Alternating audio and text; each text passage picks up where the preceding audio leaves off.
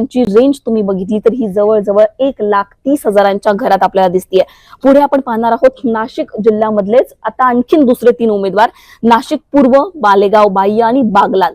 तर नाशिक पूर्व मध्ये जर आपण बघितलं तर भारतीय जनता पक्षाचे जे राहुल ढिकले आहेत त्यांना मिळालेली मतं ही 1,56,242 आहेत। तिकडे दादा भुसे मालेगाव बाह्य मधले त्यांना मिळालेली मतं 1,58,284 आहेत।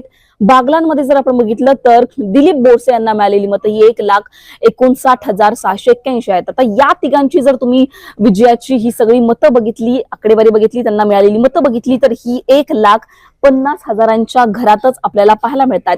पुढे आपण नाशिक मध्येच पाहणार आहोत। आता हे 2 मतदारसंघ आहे, नाशिक मध्य आणि चांदवड।